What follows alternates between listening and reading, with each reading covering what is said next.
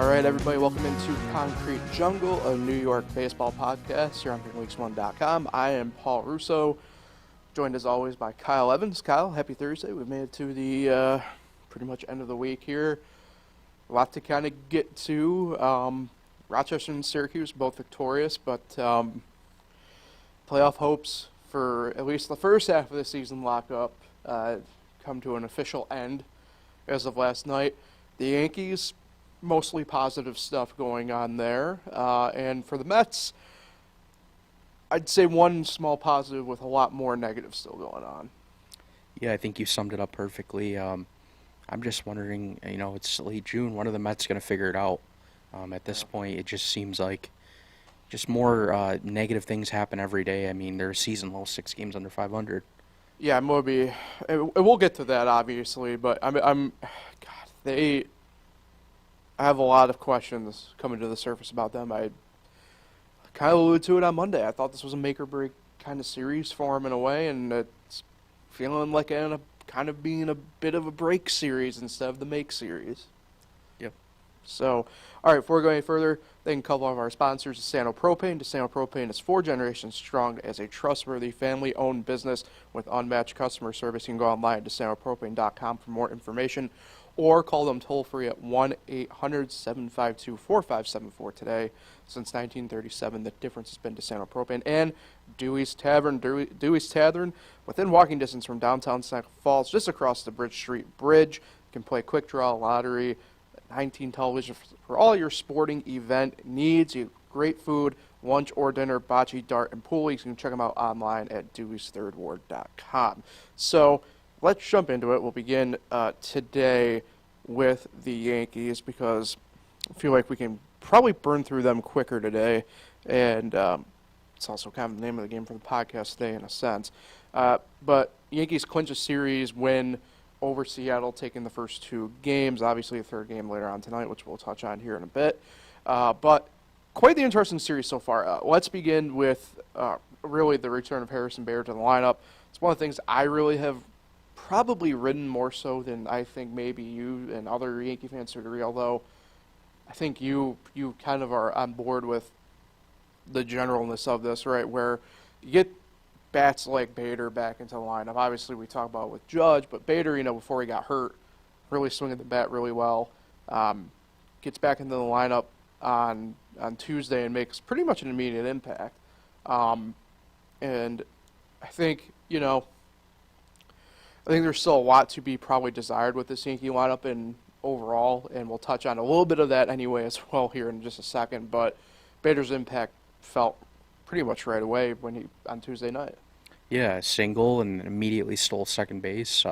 Exactly what the Yankees needed. And, when he gets on base and just, is a threat to run, it just puts more pressure on the pitchers. And I can't remember who was up, but somebody got a nice pitch to hit because of his distraction on the bases. So getting him back is big.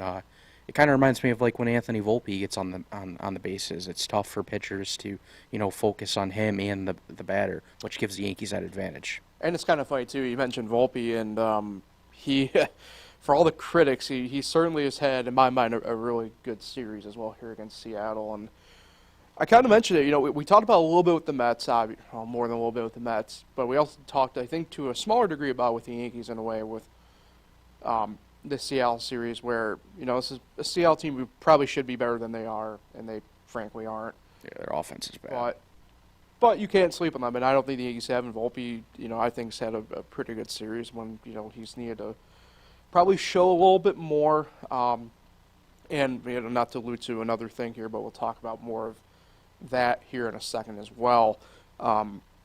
Because some people obviously have clamored for him to maybe be optioned back. I don't think that's the way to go. I think a lot of it for him is just fans just clamoring for Derek Jeter to be back. And I don't want to be the bearer of bad news. We're on season 9 technically without Jeter. So figure it out, people. I don't know what you want to do. More or less, I don't want to say chase like Didi Gregorius out of town, but, stuff like that where it's like, whatever. You can't appease anybody or everybody at the same time. All right, let's. I do want to touch on these two here.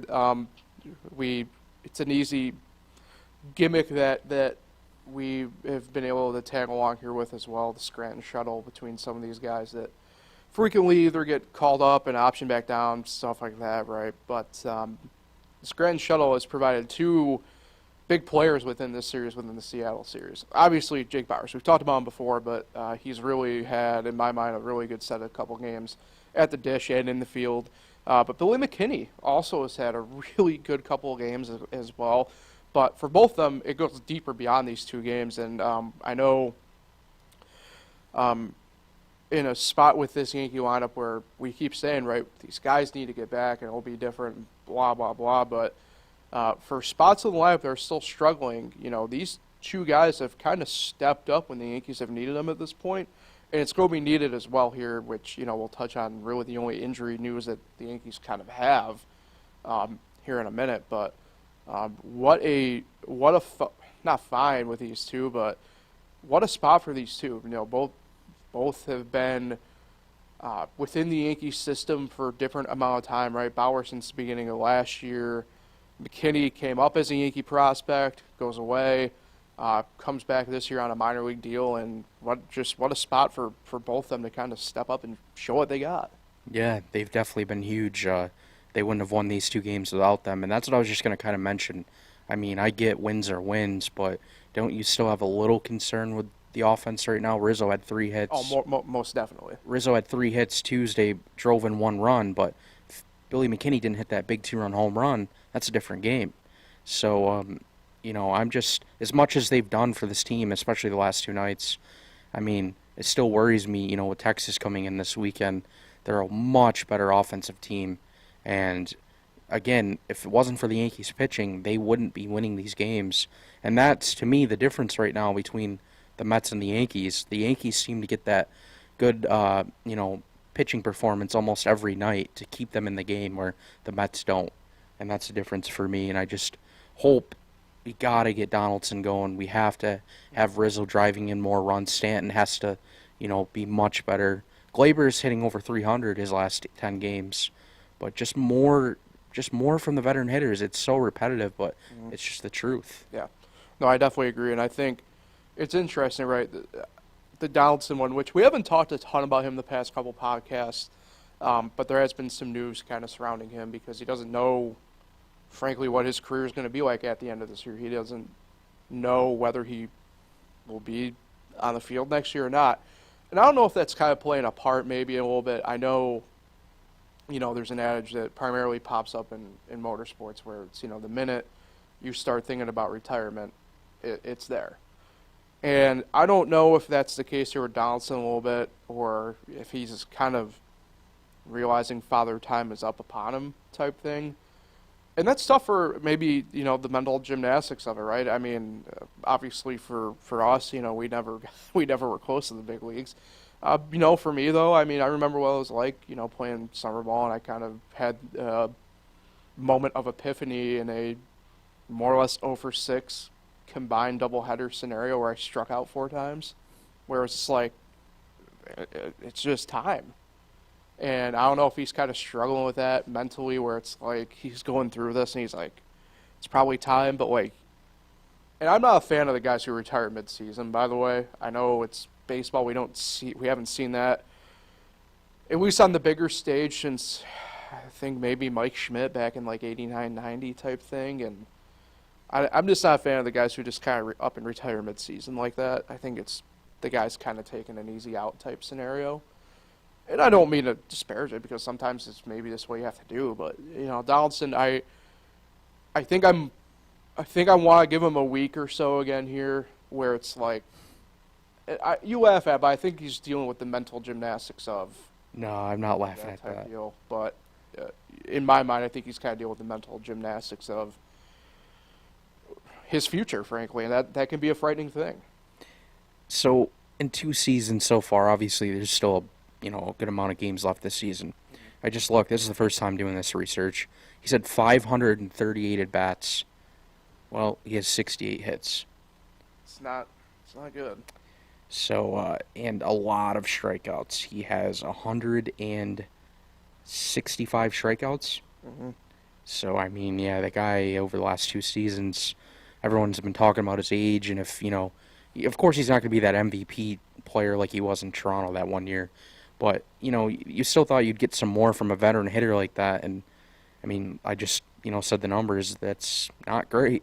It's certainly showing that it might be time for him to hang it up after the season, and I don't think the Yankees will actually DFA him like they did with Hicks, especially the way Hal Steinbrenner talked yesterday, and it is late June, but I guess it's not out of question. I guess something could pop up late in the year where it happens. I mean, look, the Diamondbacks did it with, to go back to it, Madison Bumgarner. I think anything is on the table in that sense. Okay, I do want to talk about both Hal and Brian Cashman as well. They both spoke to the media over the course of really collectively the past couple days. Hale was on Michael K's show, was it yesterday? Yesterday. And then Cashman, I believe, was Tuesday when he did his comments, and I kind of got them mixed up. But this also ties into something I do want to talk about with the Mets, and we'll cross that bridge, obviously, here in a couple minutes with that. But I found it interesting, and I do admittedly respect at the moment both their mentality in a way, even though I think under different circumstances I would be upset with their comments. I do respect nobody on the hot seat just yet, and I think that's fair only because I definitely don't think this team has peaked. Or, frankly, I don't know if this season will see that the Yankees peak.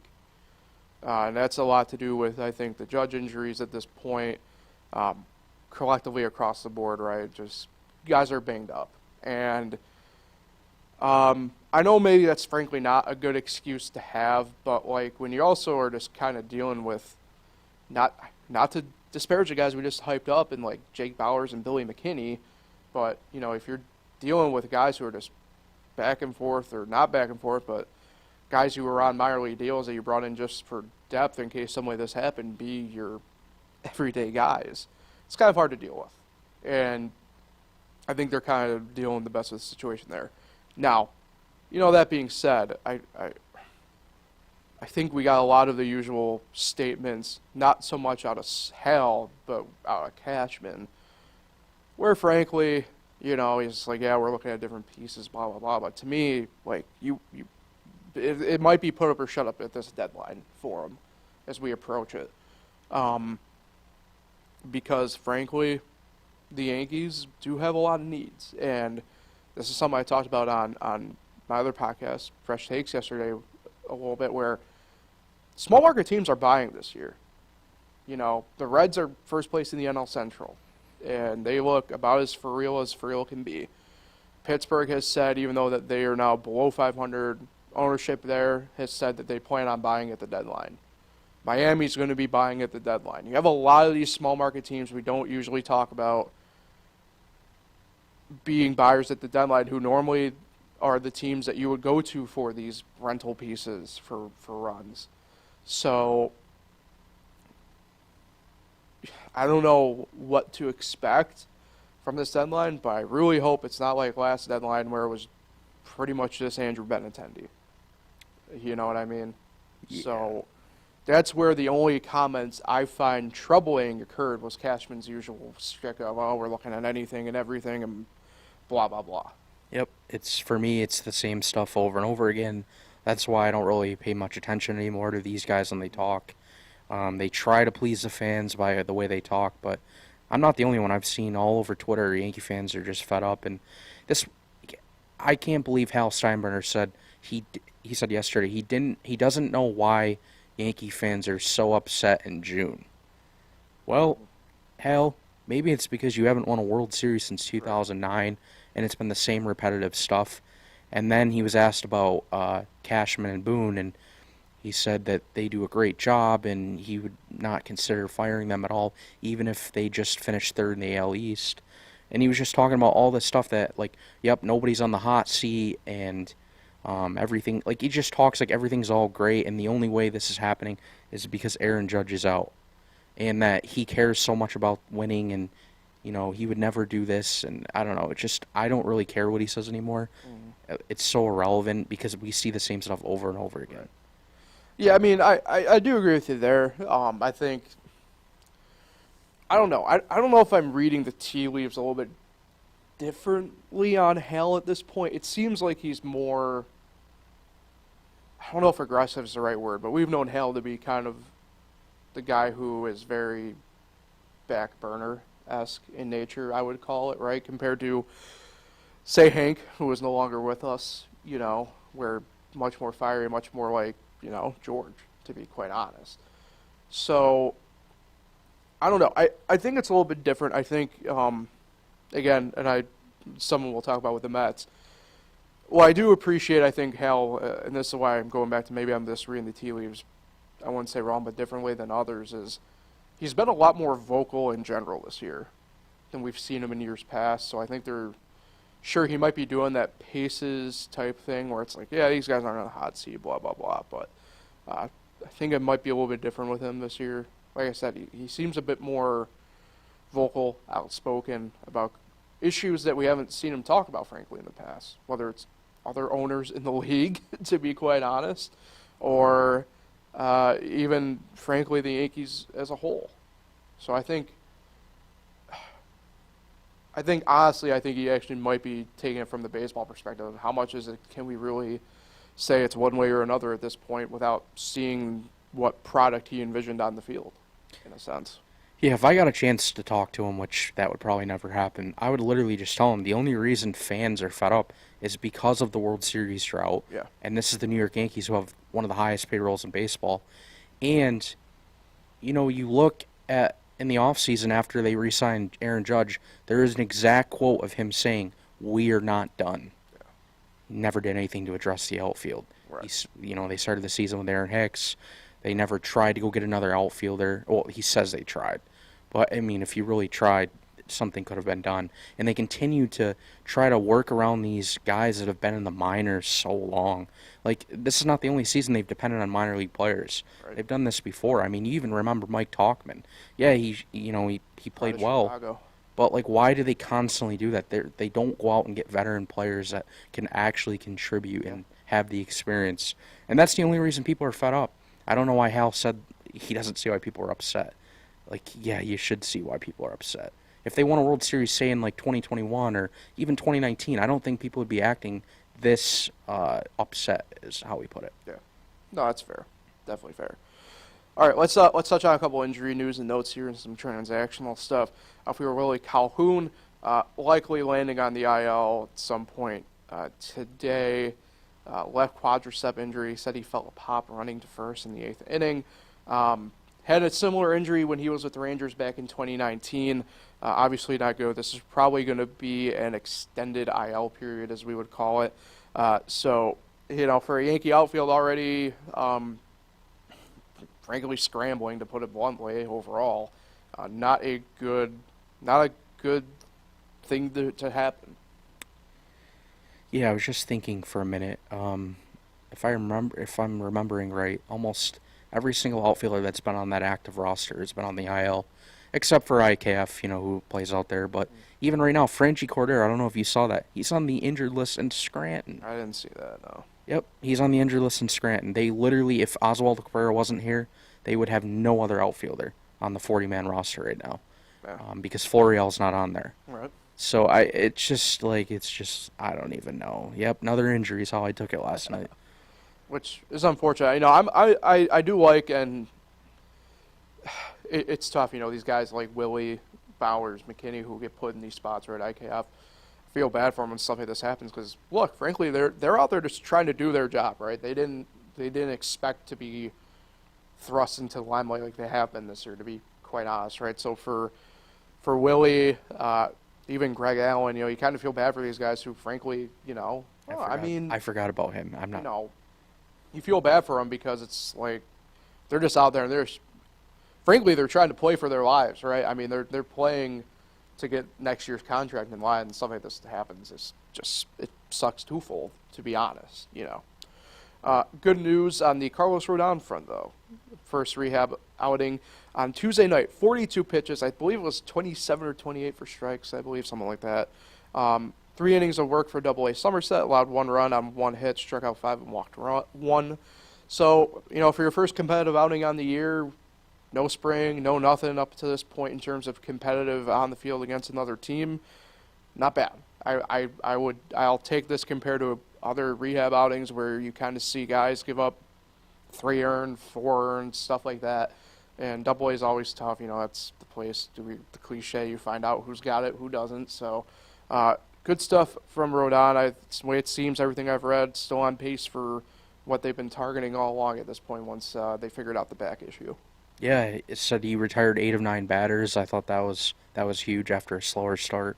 And then his velocity touched 95, which that's encouraging. And but basically sat 93. But that'll build up. I'm not worried about that. People are just crazy on Twitter, overreacting about that. And yes, Let Kyle the pitcher tell us about that. yeah, Sunday is next rehab start. Hopefully that goes well. I'm just praying he doesn't have a setback and get injured. Yeah, backs are obviously very finicky, as we all know. But if there's a quote-unquote positive there, it's a chronic issue. So I don't know how much more he could, I guess, maybe tweak it in that sense. In order for Johnny Brito's spot on the active roster yesterday for that start, it was Matt Crook who was optioned to AAA Scranton Wilkes-Barre to make room on the active roster for that. So I'll be intrigued to see more or less who gets called back up for that. Greg Weissert, maybe? I don't know. I don't know what they'll do here. Well, he was the move for Johnny Brito. Was he? Yeah, but he was the 27th man, though, wasn't he? No, he was the move for Johnny Brito. Oh, never mind then. And so Johnny Brito, I'm assuming, will eventually get sent back down, and then they'll bring up another guy like the Weissert. But I don't know what the whole off day's coming up. I think it's Monday, right? They have an off day. Right. So they won't need a 5th starter, will they? I don't think so over the next week. Well, I'm just thinking because, obviously Brito's a starter, Crook's a reliever. I know we have the 10-day turnaround that you're not allowed to call somebody back up on. So Yeah, so Weissert was the 27th man on Sunday. So he's allowed then to get called back up. Yep. So Crook was for the Brito move. Yeah. But obviously we're going to see Oswaldo back today with Calhoun going on the aisle. Right. Yeah, I'll be intrigued how well that's. I feel poor Oswaldo. He gets down in Scranton for like 20 hours only to call back up each time at this point. Yeah, I think he's only played 2 games down in Scranton this entire year. Yeah, it's wild. All right, let's move on and preview the rest of the stuff for the Yankees here. One more at Seattle tonight. That's Brian Wu against Domingo Germán. You can watch that on Yes Network or MLB Network. And Brian Wu, who one of these prospects who in this couple appearances so far hasn't looked great for Seattle, but we'll see. That's why you play. Might look good against that Yankees offense. You never know. And then this weekend against Texas, the Yankees welcome the Rangers in for 3 games. That'll be pretty big. The Rangers, #1 team in the AL West still. They're doing it without their big signee of Jacob deGrom. So it's a lot of questioning. But struggle against the White Sox, oddly enough, this week. So it'll be interesting to kind of see how well the Rangers do. But I digress. Tomorrow night, Friday, 7:05 on Yes, first pitch. Saturday, 4:05 first pitch on Yes. And Sunday, 1:35 first pitch on Yes. And if you know, long-time listener, when I do that, that means no pitching matchups for either team have been decided yet for the weekend. So that being said, this is where it's just tougher to get a gauge on what to expect, right? So for the Yankees, we do know usually this is where we'll see Severino pop up in the rotation. Clark Schmidt should be due up. Yep. At that point, off day Monday. I think Garrett Cole would be technically in line for Sunday, right? Yep. I would imagine. So you pretty much have, really to be fair, the Yankees' 3 best starters going against Texas, at least the past de facto couple weeks anyway, out of principle. So I think the way the Yankees have taken the series against Seattle, I think they do get a little bit of momentum boost here. I'll go ahead and say 2 of 3. Texas doesn't exactly have any overpowering pitchers in terms of velocity, but they have crafty guys, right? Your Haney's, your John Gray's this year, type stuff like that. So I do think they'll be in line, though, for Eovaldi potentially somewhere if I have my dates lined up right there. So I'll go 2 of 3 they'll take from Texas. I think they honestly will win tonight and get a sweep of Seattle. I think going into that off-day Monday, taking that would be 3-5 of your last 6. That's a nice little boost going into July. Yeah, I think they win tonight, I didn't really want to say that, but I do think they win tonight. And I just don't see them playing well against Texas. I'll say 1 of 3. Texas, I don't know, man. Texas has been struggling against the White Sox, so I feel confident in my vote of confidence. Yeah, but then I think this. Well, the Yankees couldn't beat the White Sox at the stadium when they lost 2 of 3. It's fair. So, I don't know. It's I guess it's just part of baseball anyways, but we'll see. All right, let's go over to the Mets. I have a lot of different thoughts on them because I've been the one to kind of, I'd say, banging the drum for us where it's positivity. And because there's only 3 teams sitting below them, because that's how bad they are. Hold on. This is where it switches up officially, I'd say, here. Now, I get that Houston's a very good team and everything like that, but I did call it the make or break series for them, and they broke it pretty much, right? They took 1 of 3. Okay. I think it's officially official. The offense, I don't think, is as big as a problem at the moment as the pitching. The offense did show up for 2 of the 3 games. Pitching did not, frankly. They did not show up for 2 of the 3 games. At this point, if you're the Mets, that crossroads I talked about, I think you're there, and I think you know that if you want to go out and contend this year, make a pitching move ASAP. You know, it's wild to me that we come in, we sit in these chairs, couch in today's case as well, and when one of your outright rays of positivity is all of a sudden Daniel Vogelbach, who's 7 of his last 15 or something like that, like, Yeah. what is going on? And this is a tough spot because most of their top prospects are position guys. They have one top-end pitching prospect in Jose Buto, who in his couple starts so far this year at the big league level hasn't done much. Hard to say let the kids play when it's the pitching issue at this point, right? No, I don't disagree. Still letting the kids play. Alvarez, obviously, you kind of avoid disaster with him. He played yesterday, looked good. You know, I want to say my Verlander take here for the next point. If you're the Mets, and you have to go out and get a pitcher right now if you want to contend. If not, sell off either one or both of Scherzer and Verlander, eat some money if you got to, and prepare for the offseason. Because you're going to have to jump to your own in-division people at this point for a wild card slot. Clearly, to me, the NL West went from being, I'm not too sure if they'll get all but one team out to, they have the possibility of getting 2 teams out now, or 3 teams out for the postseason. You know, what are they doing, right? And you already said, Kyle, there's only a couple teams, 2, 3, 4 teams below them at this point in the entire MLB behind them record-wise. So I don't know. I think I'm officially just, I wouldn't say out on the Mets, right? But, you know, use this off day as your do or die day, in my mind. Yeah, my only thing is I was just thinking, like you said, yeah, the offense isn't a problem right now. But, you know, not every major league team can just, you know, keep up their offensive success. They're going to have cold streaks too. So watch. As soon as the pitching figures it out or gets a little better, the offense doesn't show up. And Right. it just seems like that's already been the theme earlier this year too. And it's just, I don't know, I just don't see them. It's not even just the way they're scoring runs or they're pitching.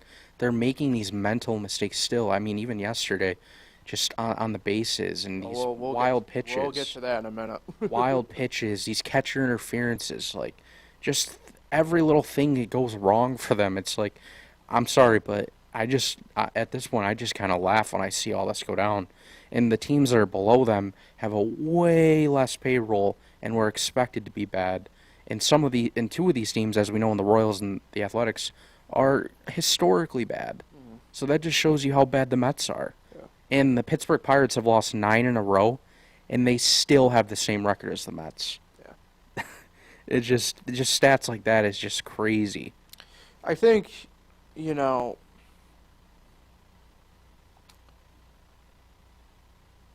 it's kind of wild because for a bunch of veteran players who have been used to having expectation on them, they certainly seem to have folded this year. You know what I mean? and now I think this is a good segue to get into it.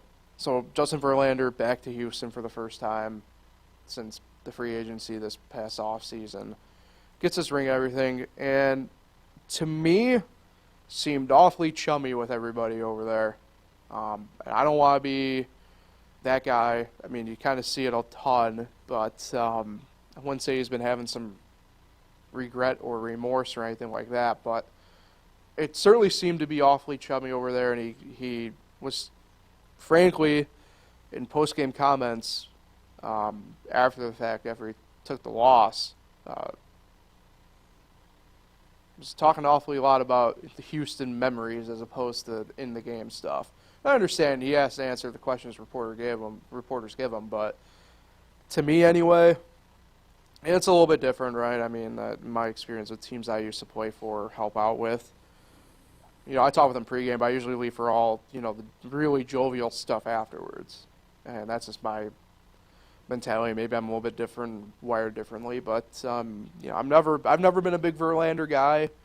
I think he checks out and doesn't care in a lot of spots. I mean, look at the last year in Detroit, for example. So I don't know if he went out there with a competitive edge that he needed to during his start, to be quite honest. So I don't know how you feel about that. I don't know if you're really, I guess, we're noticing that at all to you, but to me, seemed like I wouldn't say couldn't care less about the competitive moment of the game, but certainly appeared to me to be option 2 for him. Yeah, apparently I have what is considered a hot take. And let's see if you agree. I feel like you probably won't agree with this, but after a game, especially with the Mets, the way they've been playing, how many games they've been losing, and where they are in the standings, I can't stand when players are doing their media availabilities after the game and they're smiling. That just urges me the wrong way. That's kind of what I mean. Like Daniel Vogelback, yeah, great, you're hitting better, okay? You're hitting better over the last week. But for him to be smiling and for Verlander to be smiling because you're being asked questions about Houston, I don't care if they're asking you questions.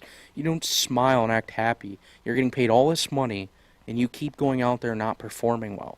That's the thing. Like, if we mess up at our jobs and we smile, that would look foolish.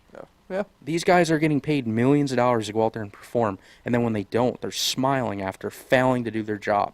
That makes me so frustrated. Yeah. And I see that way too much. That's what I mean by it seemed like the game was number 2 to him in the moment. I just kind of wonder why he actually signed with the Mets at this point. Yeah, I guess he thought they were actually in a contender. I don't know. Because they're not now. Thank God. I think it might have been more for family and entertainment purposes, to be quite honest. Yeah, but I do think he still cares about winning.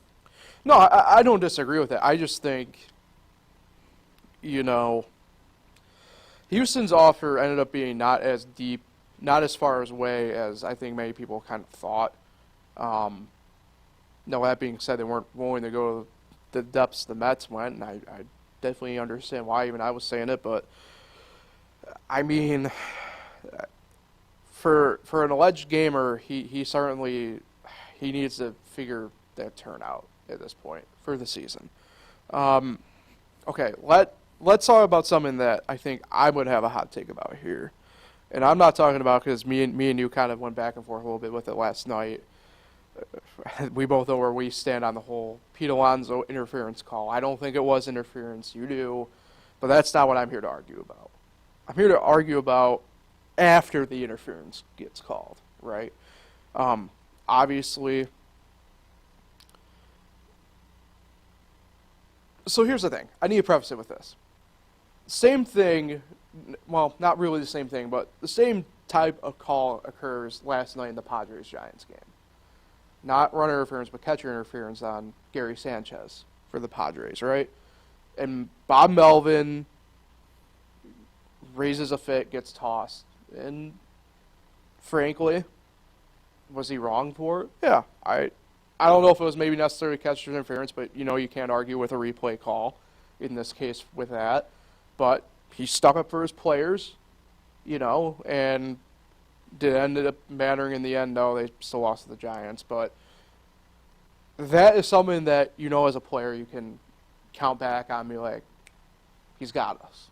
That's back-to-back nights, by the way. Right. It happened with the Rangers catcher's interference. Right. Bruce Bruce Bochy got tossed. Right. But as a player, right, in the back of your mind, he's got us.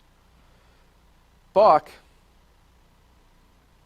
and this is what I'm talking about, where it's like, frankly, that call should have been a turning point in my mind. And I'm not talking about maybe in the game, even though I don't see it as a truly interference call because he held his line the whole way. It's not what I'm here to argue. I'm here to argue that Buck Showalter needed to get out there and argue and get tossed for it. Make a scene. And that's the thing. It's in any sport for the most part, within reason, where coaches and managers, they can tell when something's up or going on, and they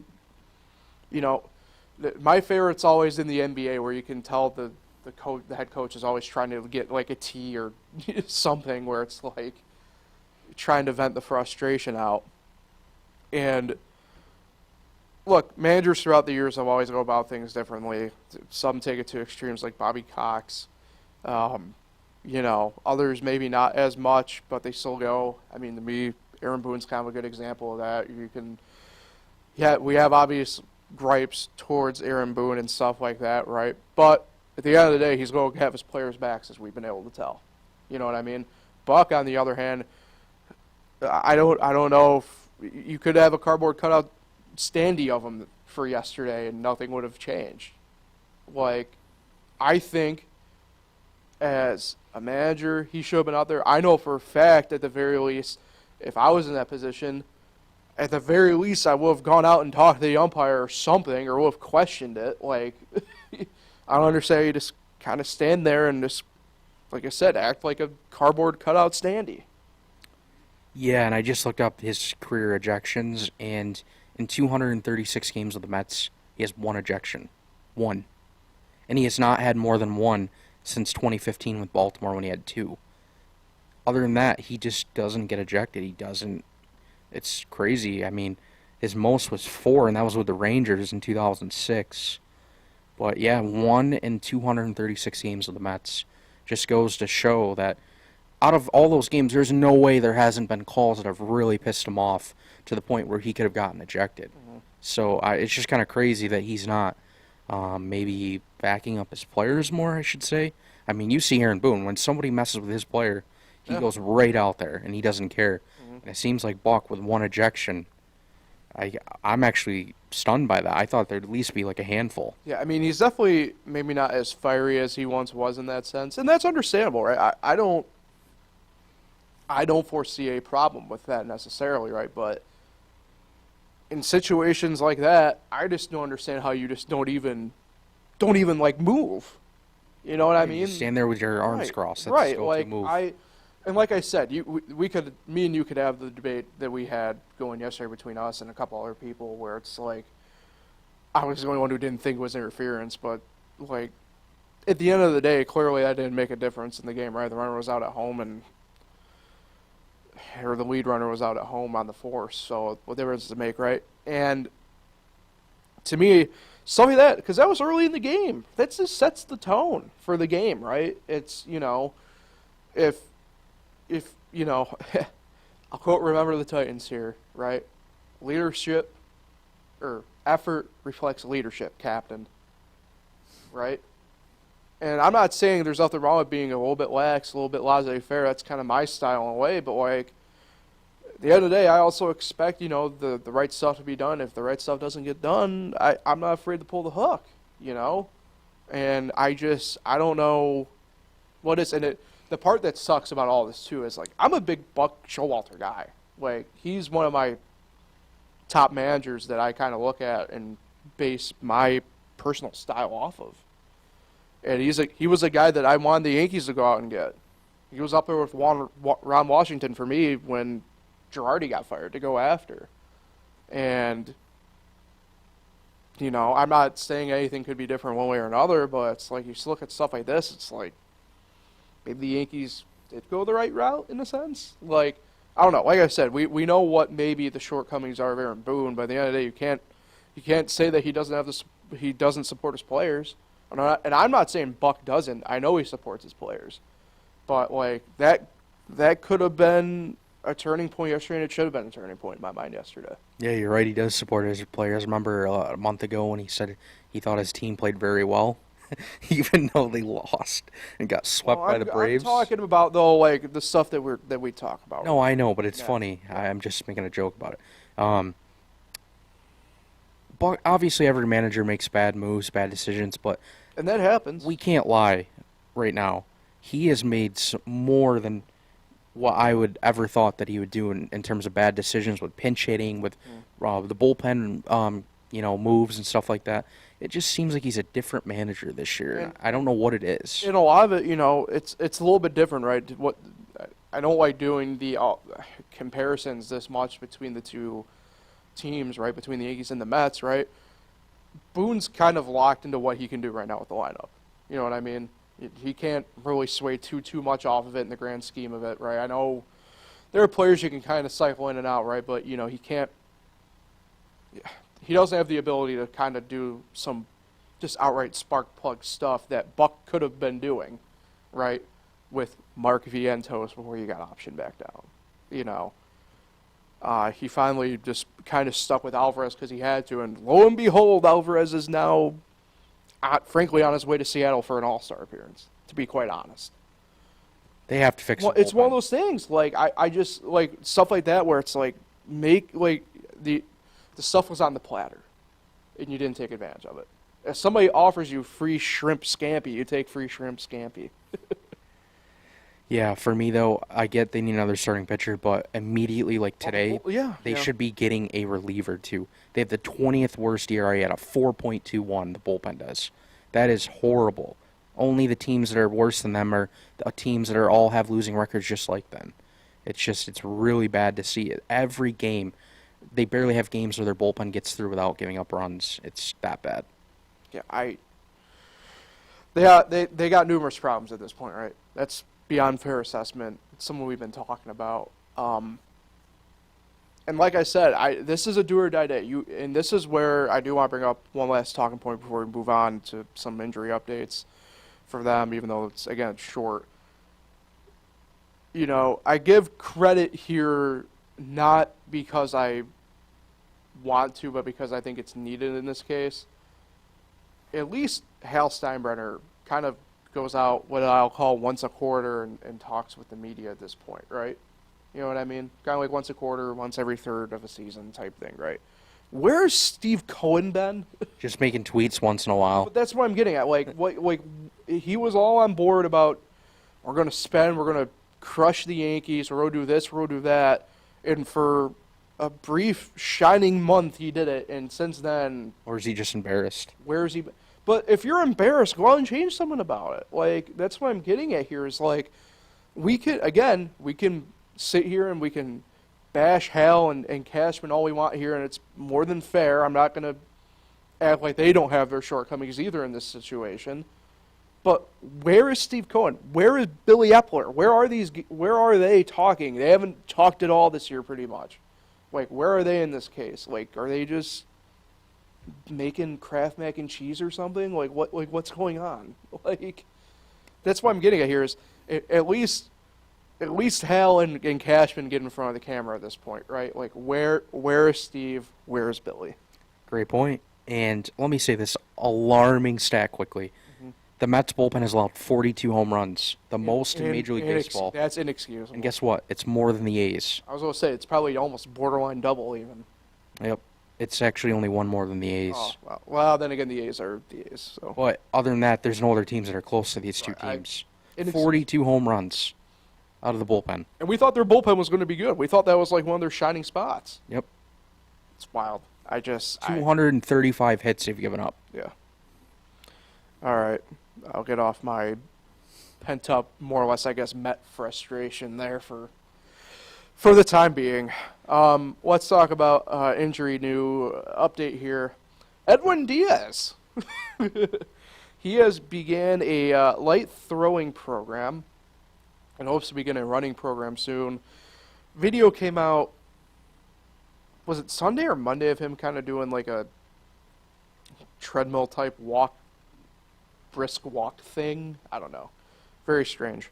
But hope is still for him to come back late in the season, and it's at this rate not going to make a difference for the Mets. But I think the fact that we got some progression on for an injury that usually takes slightly under a year to fully come back from, that he's at the point that he's at, I'd say that's pretty good. Obviously, like I said, I don't think at this point it makes too much of a difference on the field, but if you're looking for some positivity, I think there's your positivity for the week. Yeah, maybe we'll see him in September when the Mets are out of contention, but it's encouraging news.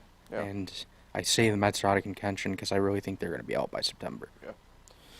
Yeah. Grant Hartwig, reliever, got called up and was selected from AAA Syracuse. Right-hand pitcher John Curtis was optioned. Hartwig's a very interesting story. Guy went undrafted, an undrafted free agent from the 2021 draft, and in 2 years he's already up to the big leagues. Really good story there. Great slider. Doesn't exactly overpower you with the fastball too much. He relies a lot, though, on that off speed. And first number 93 in Met history. So it'd be interesting to kind of see how He's pitched well. Yeah, how he gets fully used here. I know Curtis is an interesting case coming back from Tommy John. Hasn't done well at the big leagues, but when he's been back at Syracuse, has done well. So I think it's just a matter of him with reps maybe, and maybe that's just the case where he'll be able to get more of those at Syracuse than at the big league club at this point. Well, he might be back quickly because Josh Walker took one off the leg yesterday. So if he's actually hurt, then if he goes on the IL, they could call Curtis right back up. So that might be a move they make tomorrow, because it's an off day today. Oh, sorry, I just got distracted by potentially breaking NBA news. Anyway, let's get back here and discuss the Mets. They have an off day today, and then they head to Philadelphia for 3 games. Very pivotal 3 games, if they couldn't be any more pivotal than, I guess, the rest, in a sense. But the Phillies are directly in front of them in the NL East, so I guess it makes it more pivotal at this point. I don't know. Yeah. Tomorrow night, 7:05 on Apple TV, plus Kodai Singh against Taiwan Walker. Saturday, 4:05 on Fox Sports 1, FS1, Cookie Carrasco against Christopher Sanchez. And then Sunday, matinee, 1:35 on your local Picks affiliate or MLB Network, depending upon where you are, Max Scherzer against Zach Wheeler. This is a very confusing Phillies team. They always are. I don't know what to make of them. I do know what to make of this series, though. I think the Phillies take 2 of 3. I just don't have the confidence for the Mets to get up there. I don't think they get swept. Frankly, I don't know which game the Mets could win. I see them winning either Singh's start or, to be honest, Carrasco's start. And that's only because this Christopher Sanchez kid hasn't done a ton for me. I don't know how long he'll actually go. But all things considered, like I said, I don't have the faith in the Mets anymore to win a series, so I think they only get a lone win in this 3-game set. I'm going to say a sweep. I think the Phillies sweep this series. They're 14-5 in June. They're red hot. Schwarber's been hitting a ton of home runs. While also batting 148. Yep, but home runs win games when they're 3-run jacks. And so I think, the Mets pitching's just a mess, and the bullpen's not any better, and the Phillies are just going to win this series, and they're going to sweep. And somehow the Mets are going to be 34-43. It's just, I can't even believe it. No. Let's transition over here before we get away to talk about 2 of the hottest teams in New York State, the Syracuse Mets and the Rochester Red Wings. Both teams off to victorious starts to start the week. Syracuse 1 win because they've only played 1 game. Not much they could kind of do there. Rain kind of hampered that a little bit. And the Wi-Fi is down, so that's good. My panel went away, Kyle, so it might just be me on the screen here for the next couple minutes while you talk too. But until I get it back. So the Mets, they're down in Durham for the week. They only have played 1 game, like I said, because of rain. They took it. For Rochester, they've split with Omaha so far, but they've been playing slightly above 500 ball still since the middle of May, so not much you can complain about there. Couple news and notes. Perhaps I think the longest Red Wing up to this point, Alberto Baldonado, was formally released. He has enough vested time that if he didn't get called up to Washington, he could. took advantage of that. Carter Kieboom placed on the injured list while Eric Mejia was activated off of it. Outfielder Derek Hill, who's been red hot the past few weeks, got selected to Washington, and left-hand pitcher Joe La Sorsa was recalled to Washington. Nothing really to note transaction-wise for Syracuse, but left-hander Joey Lucchesi was named International League Pitcher of the Week for last week. So the S-Mets, winners of 6 of their last 8, crazy, and Rochester's still playing good ball. And I mention that all because officially the first half of the season, clinch-wise, is in the books. The Norfolk Tides, who have been by far and away the best team in the International League, formally clinched the first half championship yesterday. They feel that the Orioles will be in the playoffs come September for AAA baseball. It's amazing how inconsistent these teams are. Didn't the Syracuse Mets lose like 6, 7 in a row, or 6 of their 8 games, and how they're just playing good baseball? It's just amazing how like inconsistent these AAA teams are, especially Rochester and Syracuse. But I guess my prediction's gonna fall a little short, with Rochester finishing 500 in the first half. But they've had some good wins, some big wins, some walk-off wins, tight wins. So, the fans in Rochester have seen some good games. I know you've seen, a couple extra inning games? Feels like 3, 4. Yeah. Feels like they all go into extras at this Well, point. at least they're competitive and they're fun to watch. They do have a very good team, as we've noted. And like I said, I don't think Syracuse is that bad of a team. I just think they kind of have to figure it out. It kind of seems like the pitching portion of it's been figuring it out here lately to the point that, like I said, I do expect Rochester to contend in the second half. And I think it's fair to say I to expect Syracuse to contend the second half, to be quite honest. And admittedly, I don't know off the top of my head what their schedules are like off the bat for their second half of the year. But, frankly, especially in minor league baseball, you got momentum. It's such a huge game changer, right? Because you don't know who will be called up and sent down and stuff like that. Like I saw one of the local stations in Syracuse brought up, like, well, it's all good for this Syracuse, but usually when these guys get hot, the big league team will call them up. I'm like, that's not normally the case anymore necessarily. It was a very archaic statement.